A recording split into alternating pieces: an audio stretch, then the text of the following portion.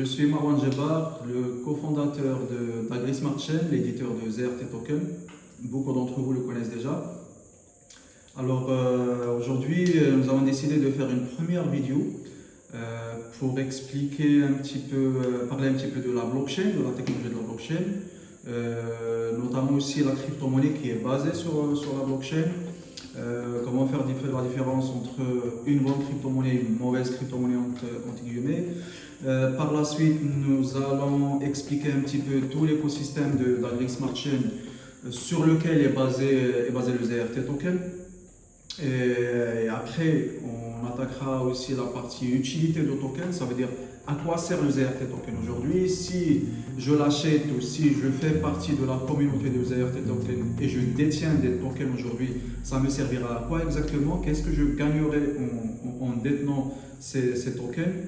Et par la suite, on finira par une explication de l'ICO, c'est quoi l'ICO, qui est en cours actuellement sur notre site internet. Et on vous donnera quelques bonnes nouvelles cette fois sur le ZRT Token et comment le projet se développe actuellement, vu les conditions justement du marché qui est en rouge depuis pratiquement quelques semaines. Alors restez connectés, je reviens tout de suite pour attaquer la première partie. A tout de suite.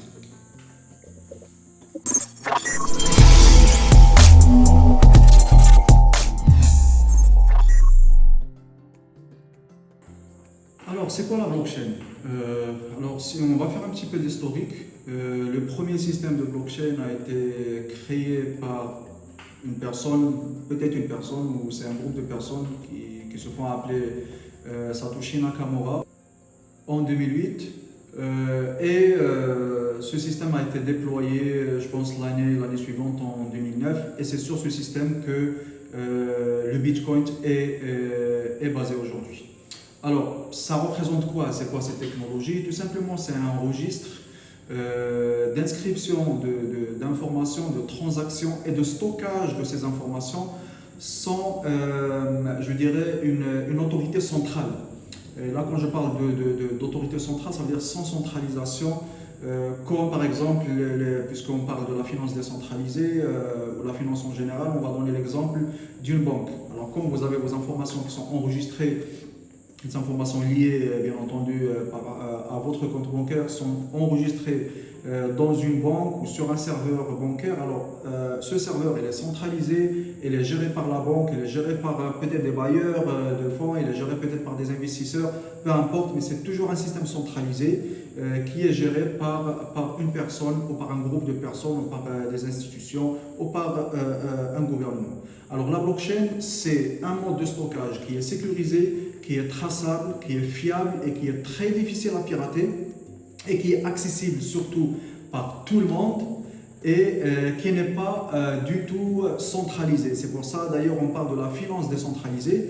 Alors pourquoi elle n'est pas centralisée? Parce que justement toute la beauté et la force de la blockchain, c'est vraiment que la décision soit partagée entre toute la communauté ou toutes les personnes qui participent à cette blockchain. Alors, je peux citer plusieurs exemples d'utilisation de la blockchain, que ce soit dans le domaine de la finance notamment, que ce soit dans le domaine de stockage de l'information générale, le domaine militaire, le domaine social, le domaine médical. Alors, aujourd'hui, franchement, cette technologie peut remédier à beaucoup de problèmes auxquels l'humanité en général fait face. Parfois même on fait face à ce problème de falsification de données, de la traçabilité de cette donnée. Est-ce qu'il est vraiment fiable? Est-ce qu'il n'a pas été modifié par une tierce personne?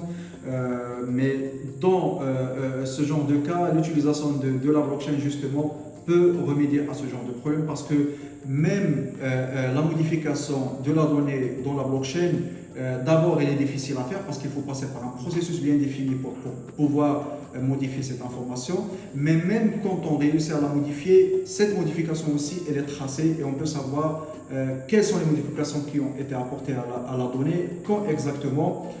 Je ne vais pas dire par qui, parce qu'on ne peut pas définir les personnes sur la blockchain.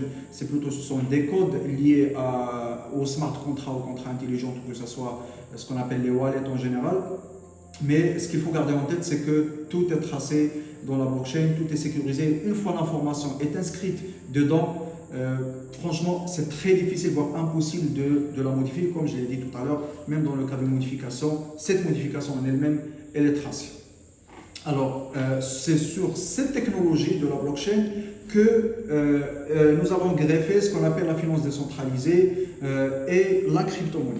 Alors, c'est quoi la crypto-monnaie? La crypto-monnaie, tout simplement, ce sont des actifs numériques. Vous pouvez imaginer ça comme des actions, par exemple, ou des participations sur des sociétés ou dans des sociétés qui sont représentées sous forme d'actifs ou sous forme de jetons, sous forme de coins, qui peuvent d'ailleurs vous donner accès soit à des dividendes, soit à des bénéfices dans le cas où ce sont des actions, soit qui peuvent vous donner accès à des services, à des prestations, à des produits. Alors chaque crypto-monnaie a sa propre utilité, mais ceci dit que il y a aussi des crypto-monnaies qui n'ont aucune utilité, qui sont basées que sur la spéculation et qui peuvent monter ou chuter du jour au lendemain, ou qui peuvent monter à cause d'un tweet. On l'a déjà vu avec Elon Musk, le patron de Tesla et SpaceX, qui avec un simple tweet peut faire grimper, comme on dit dans le langage de la crypto, to the moon, faire grimper une crypto-monnaie, et avec un simple tweet aussi, il peut la faire chuter, une chute libre mais comme pas possible. Et la plupart des personnes, la majorité des personnes qui ont investi leur argent dans cette crypto-monnaie peuvent la perdre. Ça veut dire qu'ils peuvent devenir millionnaires ou milliardaires du jour au lendemain, comme ils peuvent devenir tout perdre d'une seconde à l'autre, parce que ce sont des crypto-monnaies qui ne sont pas basées sur une utilité réelle, qui ne sont pas basées sur un projet réel, et ils tirent toute leur force d'une spéculation. Alors là, je pense que j'ai fait un petit peu le tour et j'ai essayé d'expliquer un petit peu c'est quoi la blockchain et c'est quoi la crypto-monnaie. Maintenant, je vais essayer de vous donner une idée un petit peu sur les types de crypto-monnaies existantes aujourd'hui ou dans l'écosystème de la finance décentralisée en général.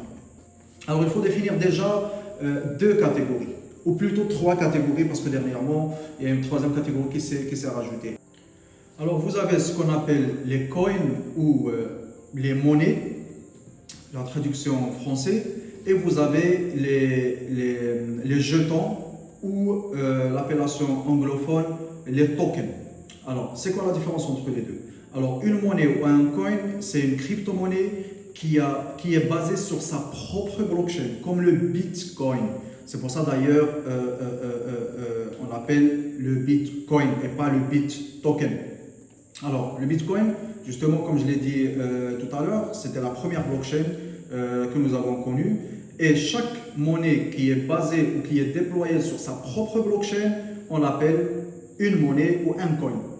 De l'autre côté, vous avez le jeton ou le token. Alors, le token, c'est une monnaie ou c'est un actif numérique qui sera hébergé sur une blockchain déjà existante.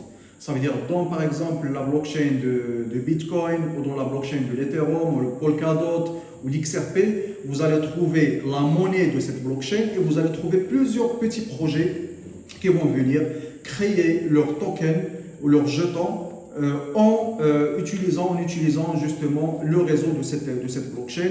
Et chaque blockchain a ses avantages et ses inconvénients. Et chaque, je dirais, créateur de jetons choisit la blockchain, on va dire, qui l'arrange ou qui répond mieux à son projet, à son business model, ou à son modèle économique en général. Alors déjà, nous avons deux grandes catégories. Maintenant, on a la dernière catégorie qui est les NFT.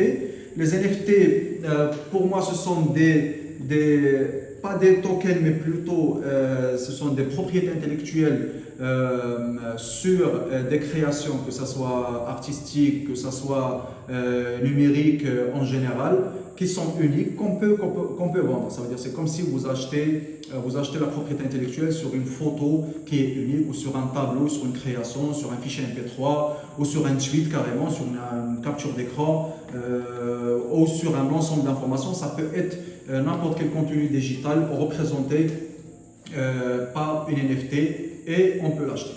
Alors, ce sont les trois catégories des actifs numériques aujourd'hui, pour ne pas dire crypto, parce que les NFT ne sont pas vraiment des cryptos, des actifs numériques ou ce qu'on appelle en anglais les digital assets, qui existent. Alors, maintenant, dans ces catégories, justement, on trouve plusieurs, comment je vais appeler ça, plusieurs types ou oui, plusieurs versions de crypto-monnaies. Alors, vous avez ce qu'on appelle les stablecoins. Les stablecoins, ce sont des crypto-monnaies qui sont toujours liées et rattachées à une monnaie fiduciaire, que ce soit l'euro, que ce soit le franc CFA. Bon, pour le franc CFA, je pense pas. Je pense qu'il y a un projet en cours pour un stablecoin. Alors, en général, le stablecoin, il est toujours rattaché au dollar, à l'euro, et sa valeur, elle est toujours plus ou moins stable. Ça ne bouge pas trop. Si c'est le USDT, par exemple, qui est basé sur le dollar, sa valeur va bouger en fonction du dollar. Alors, ce sont des crypto-monnaies qui sont surtout utilisées pour deux choses essentielles. La première, c'est pour stocker son argent. Ça veut dire si jamais vous avez acheté une crypto-monnaie à moins cher et après quand son prix a augmenté, peut-être vous allez la revendre pour tirer des bénéfices. Et si vous voulez garder vraiment cet argent avec sa propre valeur, peut-être vous allez la transformer en crypto, comment dirais-je, en stablecoin pour que sa valeur reste toujours intacte. C'est comme si vous l'avez transformé en dollars. La deuxième utilisation des stablecoins, ce sont, je dirais, des comptes qui sont utilisés pour ce qu'on appelle les pools de liquidité. Ça veut dire un projet de crypto-monnaie, pour pouvoir faire les achats et les ventes, il faut toujours de la liquidité derrière pour tous les utilisateurs qui vont chercher à faire cette conversion. Et ça permet aussi d'avoir certains indices sur la monnaie fiduciaire utilisée. Maintenant, à part les stablecoins ou les monnaies stables, d'où l'appellation stablecoin, les monnaies stables, vous avez ce qu'on appelle les altcoins. Vous avez aussi ce qu'on appelle les utilités tokens. Les utilités tokens, par exemple, ce sont des tokens ou des jetons qui ont une certaine utilité. Ça veut dire quand, par exemple, vous achetez cette crypto-monnaie, il peut vous donner accès à peut-être, je dis n'importe quoi, un service de livraison, par exemple, sur Amazon. Au lieu de payer la livraison avec l'euro ou avec le dollar, vous pouvez la payer avec cette crypto-monnaie. Vous pouvez aussi, peut-être, il peut vous donner aussi accès à des produits. Vous pouvez, par exemple, payer, par exemple, certains produits sur Internet avec cette crypto-monnaie à partir du moment où le site e-commerce sur lequel vous avez acheté ce produit, peut-être elle est en partenariat avec cette crypto-monnaie, elle accepte cette crypto-monnaie comme moyen de paiement.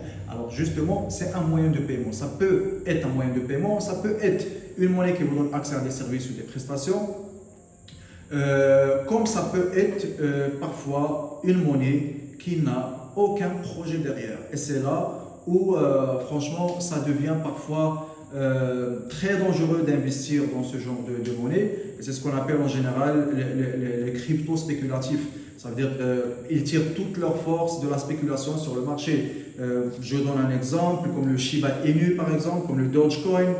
Il y a plein de crypto-monnaies comme le Ninja ou je ne sais pas quoi. Ils sont tellement beaucoup, n'importe qui peut créer aujourd'hui un token qui n'a pas de projet derrière et développer une communauté de personnes qui vont acheter cette crypto-monnaie et ils vont commencer à lancer des informations sur les réseaux sociaux pour dire que cette crypto-monnaie va prendre de la valeur, et du coup les gens qui ne maîtrisent pas justement l'investissement dans la crypto-monnaie, peut-être ils peuvent tomber dans le piège et aller encore acheter cette crypto-monnaie. Et plus on l'achète, plus la demande, l'offre plutôt, ou la demande dépasse l'offre et plus le prix de cette monnaie augmente. Et ceux qui ont acheté quand cette crypto-monnaie ne coûtait pas grand-chose, une fois le prix augmente, ils vont tout vendre en masse et là, la formule va s'inverser. Ça veut dire l'offre va dépasser la demande. Ça veut dire qu'il y aura plus de ventes de cette crypto sur le marché que d'achats et automatiquement son prix baisse et fait une chute mais vraiment phénoménale. Et là, les petits investisseurs qui ont injecté 200, 300, 400, 500 dollars, 1000, 3000, 4000 dollars, ils perdent leur argent facilement. Alors, je ne suis en aucun cas un conseiller financier, mais c'est juste une parenthèse que j'ouvre. N'investissez jamais dans un projet de crypto-monnaie sans vraiment connaître l'origine et surtout l'équipe qui porte ce projet de crypto-monnaie, le background aussi de l'équipe équipe, le background technique, est-ce que ce sont des vrais techniciens, est-ce que c'est des personnes qui ont une certaine réputation, une certaine maîtrise du domaine, et c'est quoi surtout le projet derrière cette monnaie et à quoi il va servir. Alors, ceci nous donne accès directement à GrisMartChain, à parler un petit peu de notre écosystème qui est derrière notre crypto-monnaie, le ZRT token. Et je pense que beaucoup d'entre vous la connaissent déjà, beaucoup d'entre vous déjà l'ont acheté, puisque aujourd'hui je pense qu'on est à 900 utilisateurs inscrits sur notre plateforme. Alors c'est quoi GrisMartChain? Alors vous savez, tout projet sérieux qui se respecte a une histoire derrière lui. Et pour GrisMartChain justement, il y a une belle histoire. Alors tout a commencé, je dirais, depuis 2014, là où personnellement je me suis lancé et spécialisé dans le domaine des drones. Je pense que beaucoup de personnes vont me connaître. Et par la suite, après 3 ans, en 2017, j'ai créé la société Côte d'Ivoire Drone, qui est d'ailleurs le leader national en technologie de drone aujourd'hui. Et justement, avec cette société, nous avons été en contact beaucoup de fois avec des agriculteurs. Parce que nous utilisons justement la technologie de drone et les drones dans ce qu'on appelle l'agriculture de précision ou l'agriculture intelligente. C'est tout simplement pouvoir peut-être détecter des maladies sur les plantations, faire le comptage des arbres, peut-être détecter le taux ou calculer le taux de fertilisation du sol en calculant aussi le taux d'azote sur les terres. Voilà, faire le suivi du rendement et justement collecter beaucoup de données avec les drones et avec certains capteurs dans les fermes et compiler ces données pour pouvoir justement faire un meilleur suivi de la plantation de la culture et donner un bon rendement justement. Alors, nous avons travaillé plusieurs années en fournissant ce type de prestation de services, entre autres, parce qu'on ne faisait pas que ça. Et ça nous a permis justement d'avoir beaucoup de réflexion et comprendre l'écosystème agricole en Côte d'Ivoire. Et je pense qu'il est pareil dans pratiquement toute l'Afrique de l'Ouest. Alors, c'est là où nous avons souligné beaucoup de problèmes dont souffre l'agriculteur africain aujourd'hui, ou ouest-africain, souffre en général. Alors, nous avons énuméré beaucoup de problèmes. Le premier, c'est d'ailleurs l'accès au financement, parce qu'on le sait très bien, on le sait tous que le petit agriculteur, ou voire même les petites coopératives, ils ont vraiment un problème ou beaucoup de difficultés pour avoir accès au financement, que ce soit avec les banques, que ce soit avec les compagnies de microcrédit, parce que c'est tout à fait normal que ces compagnies ou ces institutions demandent des garanties que parfois l'agriculteur n'a pas. Il manque aussi d'un accompagnement, que ce soit technique, que ce soit pédagogique, pour mener à bon port justement sa culture. Il manque parfois d'accès à l'eau, il manque d'accès à la bonne sémence aussi, aux bonnes grains pour pouvoir donner une bonne récolte.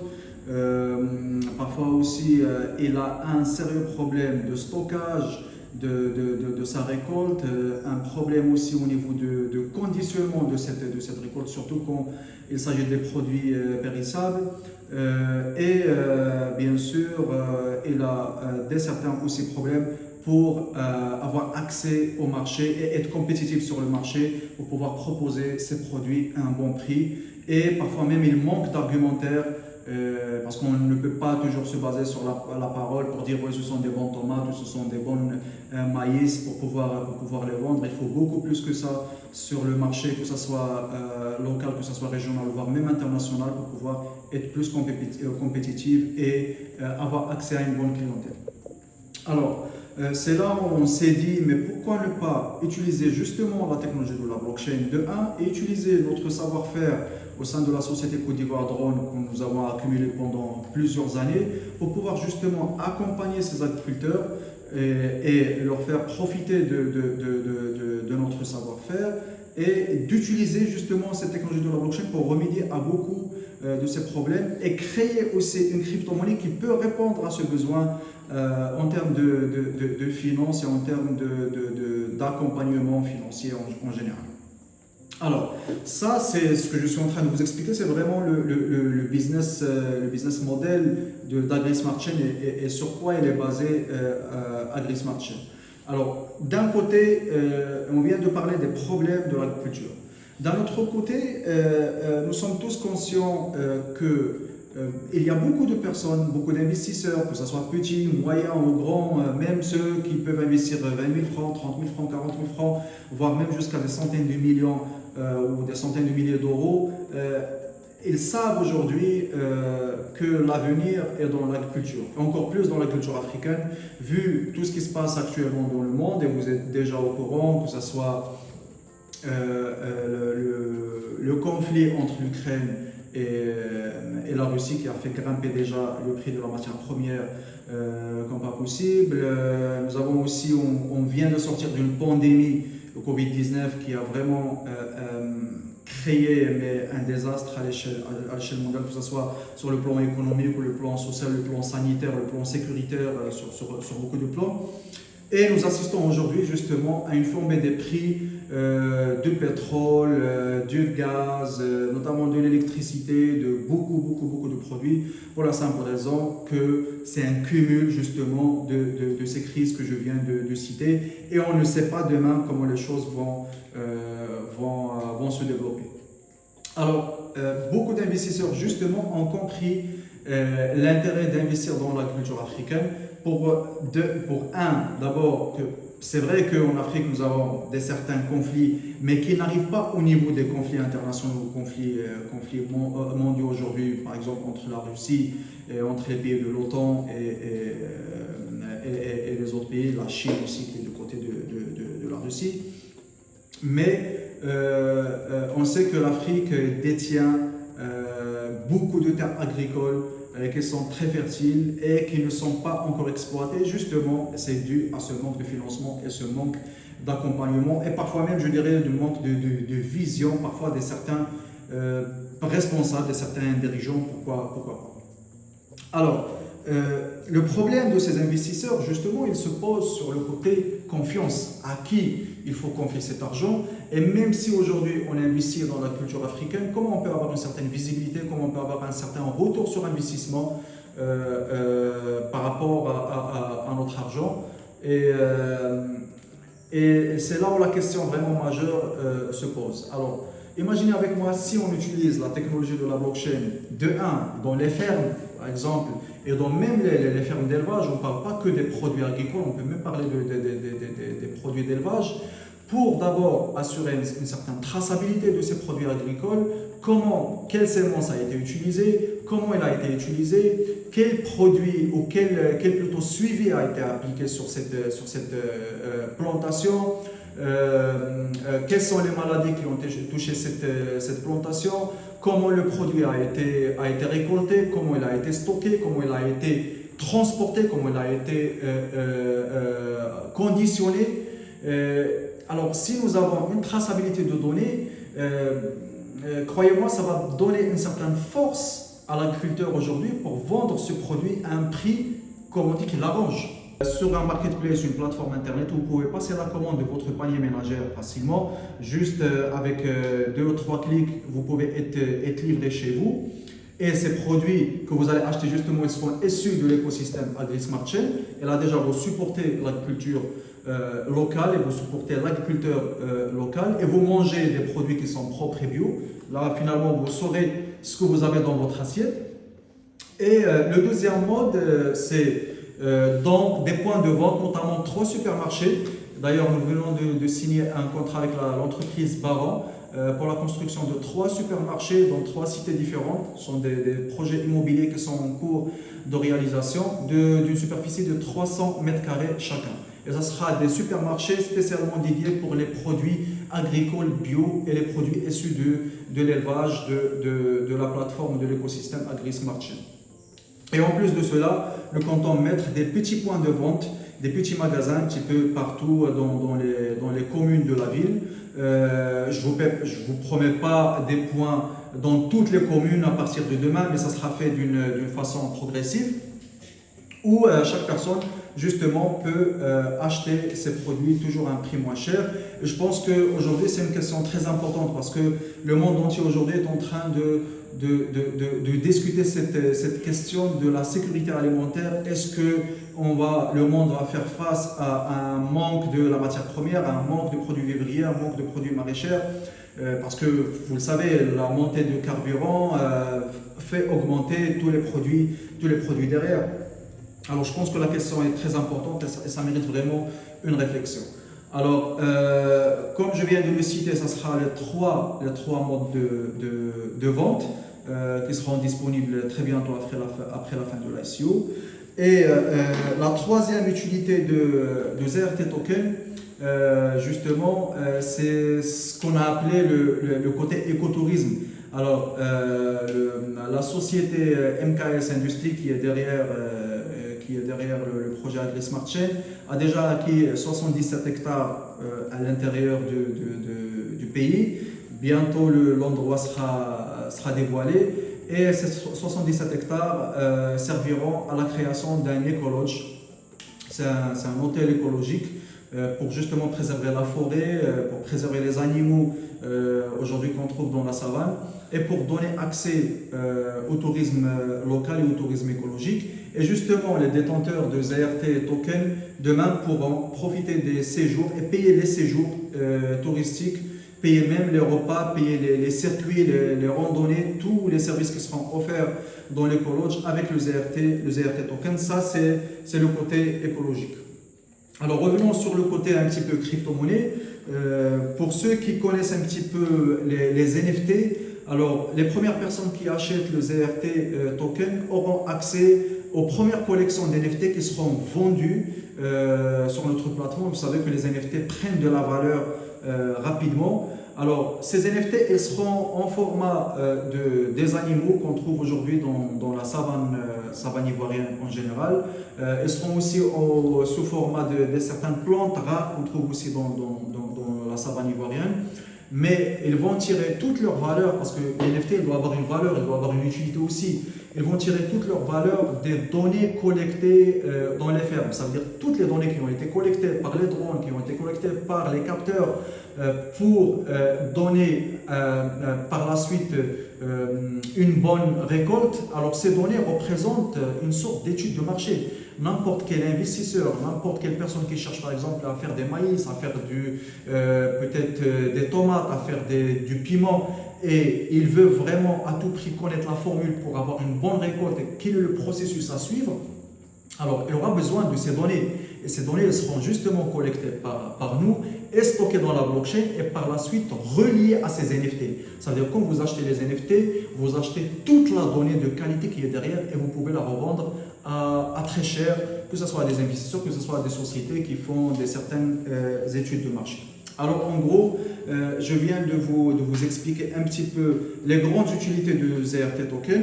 Maintenant, il y a d'autres utilités qui permettent à n'importe quelle personne qui a acheté le ZRT Token d'avoir ce qu'on appelle des dividendes ou des intérêts. Ça veut dire rien que le fait d'acheter le ZRT Token et le garder dans votre portefeuille pendant une certaine période et l'acheter à une certaine quantité, ça vous permet de générer de l'argent, c'est ce qu'on appelle le revenu passif. Alors comment cet argent est généré?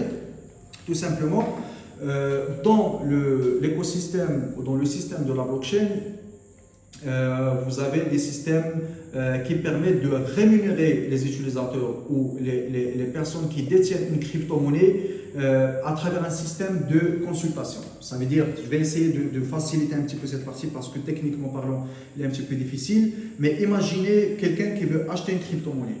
Alors il va se connecter sur son téléphone, sur son ordinateur, il va effectuer leur transaction et c'est après quelques secondes, quelques minutes que leur transaction sera validée. Comment cette transaction est validée derrière? Ce sont des algorithmes informatiques qui vont faire des calculs ou d'autres peut-être personnes qui vont faire ce qu'on appelle le minage pour créer ce token ou pour créer cette crypto-monnaie et l'attribuer à cette personne. Alors, dans le domaine de la blockchain, vous avez deux modes de création, je dirais, de ces tokens. Vous avez ce qu'on appelle le proof of stake et le proof of work, ça veut dire la preuve du travail et la preuve du stacking. Alors, on va s'intéresser au proof of stake. Le proof of stake, ça veut dire stacker, ça veut dire garder une crypto-monnaie. Alors, quand une transaction est émise par un utilisateur sur le réseau de la blockchain, alors tout simplement, les algorithmes vont aller consulter des utilisateurs qui ont gardé cette crypto-monnaie dans leur portefeuille pour valider cette transaction.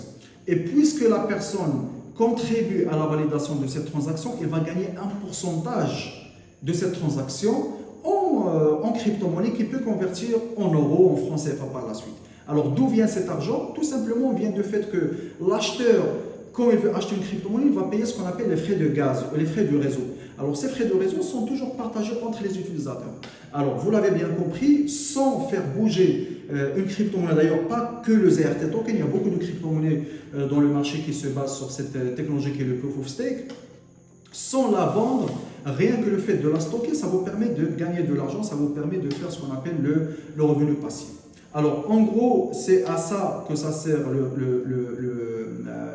notre monnaie ZRT, pas monnaie, notre plutôt jeton ZRT, parce qu'il est basé sur la blockchain, et ça j'ai oublié de le dire, il est basé sur la blockchain de Binance, la BSC Scan. Il a été validé par la BSC Scan, et là, il ne faut pas faire faut pas mélanger, il ne faut pas faire l'amalgame.